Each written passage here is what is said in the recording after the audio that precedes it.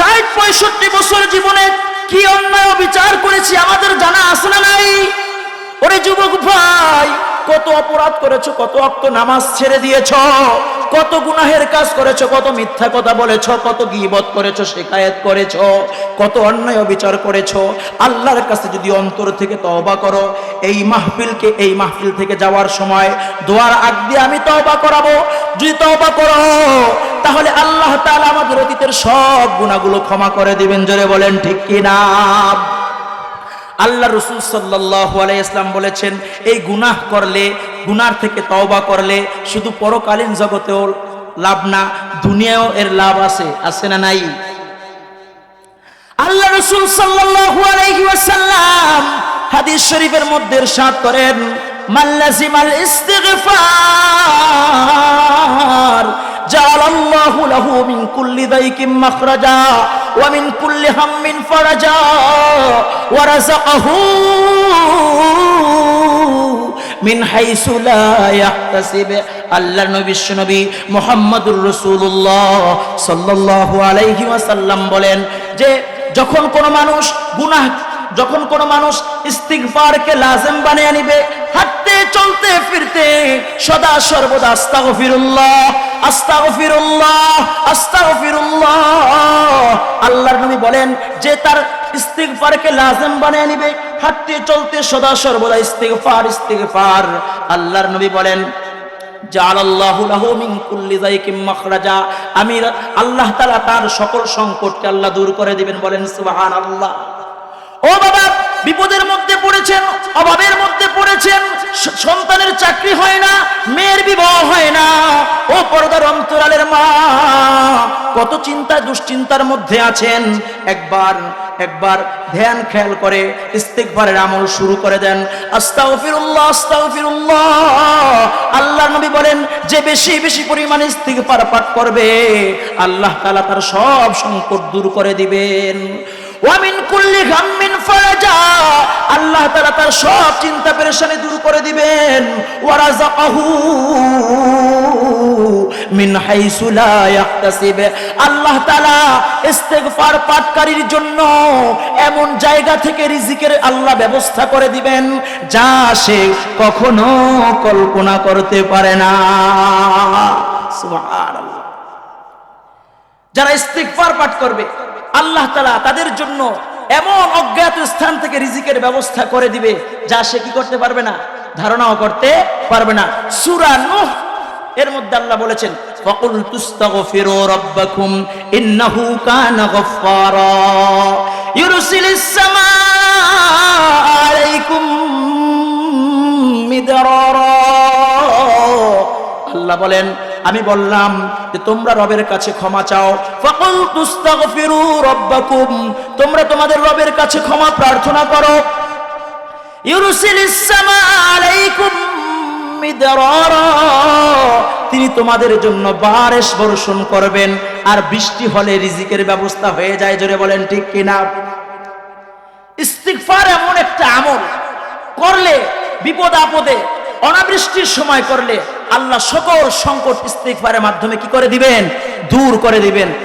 একবার হযরতে মূসা আলাইহিস সালামের যুগে দুর্ভিক্ষ শুরু হয়ে গেল, অনেক দিন পর্যন্ত বৃষ্টি হয় না, অনাবৃষ্টি।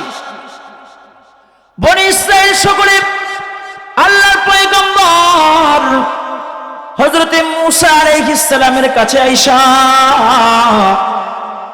বললেন, ও আল্লাহর পয়গম্বর, অনেক দিন যাবত বৃষ্টি হয় না, আপনি আমাদের জন্য বৃষ্টির জন্য দোয়া করুন। মূসা আলাইহিস সালাম সকলকে নিয়ে একটা ময়দানের মধ্যে উপস্থিত হয়ে রব্বুল আলামিনের কাছে দোয়া করলেন, আল্লাহ আমাদেরকে বৃষ্টি দান করুন। মূসা আলাইহিস সালাম দোয়া করেছেন, কিন্তু আল্লাহ তাআলা বৃষ্টি দেন না। এবার মূসা আলাইহিস সালাম আল্লাহকে বললেন, আল্লাহ জীবনে এমন কোন জিনিস চাইছি তোমার কাছে আর তুমি দাও নাই, এমন হয় নাই, কারণ সকল নবী রাসূলগণ হলেন মুস্তাজাবুদ দাওয়া, নবীরা রব্বুল আলামিনের কাছে যা চায় রব্বুল আলামিন তাই নবীদেরকে দান করেন। তখন মূসা আলাইহিস সালাম বললেন, কি ব্যাপার, আমাদের দোয়া কেন কবুল হচ্ছে না, কেন বৃষ্টি হচ্ছে না? আল্লাহ রাব্বুল আলামিন মূসা পয়গম্বরকে বললেন, ও মূসা,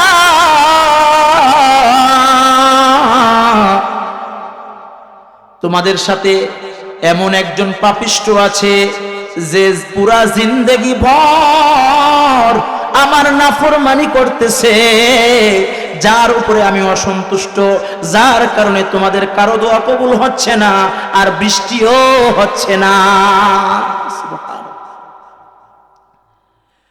যদি তোমাদের থেকে এই পাপিষ্ঠ বের না হয়ে যায়, তাহলে তোমাদের কারো দোয়া কবুল হবে না আর বৃষ্টিও হবে না। মূসা আলাইহিস সালাম ঘোষণা দিলেন, এমন কে আছো জিন্দেগি ভর আল্লাহ পাকের নাফরমানি করেছো? তো যেই ব্যক্তি আল্লাহর নাফরমানি করে বেড়াইতেছে, ওই ব্যক্তির কানে এই আওয়াজ পুষলো। ওই ব্যক্তিও ওই মজলিসের মধ্যে ছিল। বিরাট বড় ৭০,০০০ মানুষের মজমা। এক এক দিক থেকে ঘোষণা হয়ে গেল, কে আছো জিন্দেগি ভর আল্লাহর নাফরমানি করতেছো? এই মজলিস থেকে দ্রুত বের হয়ে যাও।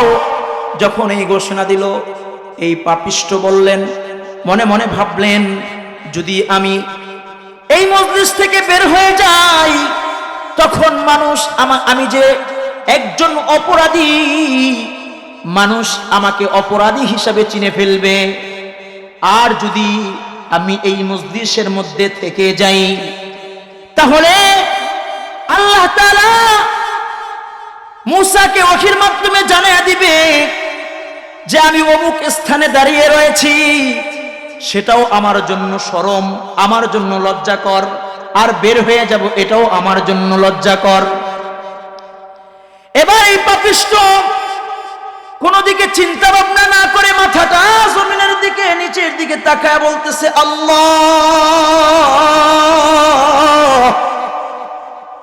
পুরা জিন্দেগিটা তোমার নাফরমানি কইরা বেড়াইছি,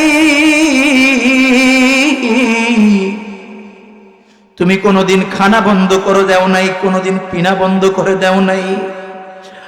ও আল্লাহ,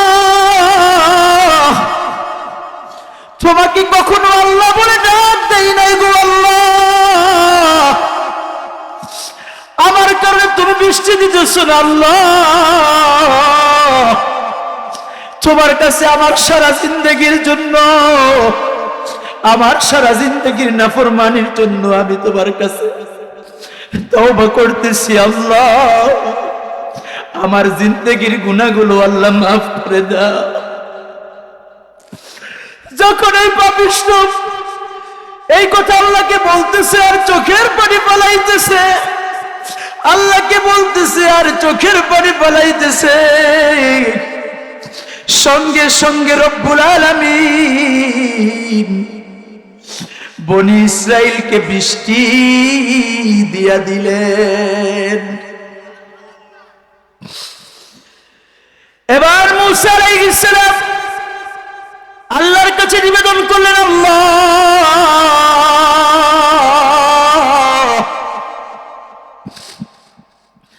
তুমি বলেছো বৃষ্টি দিবা না, পাপিষ্ঠ যদি এই মজলিস থেকে বের না হয়ে যায়, অথচ তো কোনো পাপিষ্ঠ এই মজলিস থেকে বের হয় নাই। আল্লাহ, তুমি যে এখন বৃষ্টি দিলা, কেন তুমি বৃষ্টি দিলা? আবার আল্লাহ মূসাকে জানিয়ে দিলেন, ও মূসা, যার কারণে আমি আল্লাহ বৃষ্টি বন্ধ করে দিয়েছিলাম, আমি আল্লাহ তার জন্যই বৃষ্টি দান করলাম।